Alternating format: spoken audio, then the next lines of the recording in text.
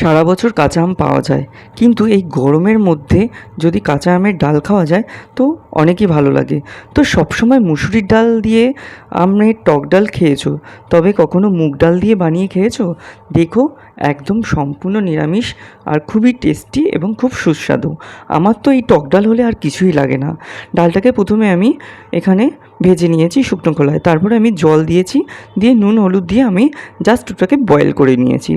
এবং কাঁচা আমগুলোকে আমরা কেটে এখানে জলের মধ্যে আমরা ভিজিয়ে রাখবো, কারণ কাঁচা আমের যে কষটা থাকে সেই কষটা বেরোনো খুবই প্রয়োজন, নাহলে ডালটা পুরো কালো হয়ে যাবে। তো আমি এখানে আমটাকে কেটে ভিজিয়ে নিয়েছি কিছুটা টাইম।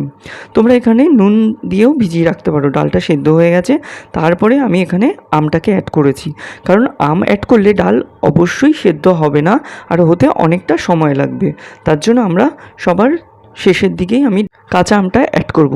তারপর ফোড়নের জন্য আমি শুকনো লঙ্কা ফোড়ন দিয়ে দিয়েছি সর্ষে, কারণ টক জিনিসে সর্ষেটাই ভালো খাটে, তাছাড়া অন্য কিছু অতটা ভালো খাটে না। এবার আমি ফোড়নের জন্য এই উপকরণগুলো দিয়ে দিলাম দুটো কাঁচা লঙ্কা। কাঁচা লঙ্কা তোমরা আগেও অ্যাড করতে পারো বা এখনও অ্যাড করতে পারো ফোড়নের সময়। তারপর আমি ডালটা এখানে ফোড়ন দিয়ে দিয়েছি।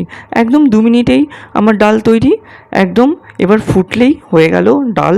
এইভাবে তোমরা বাড়িতে খুব কম সময়ে টক ডাল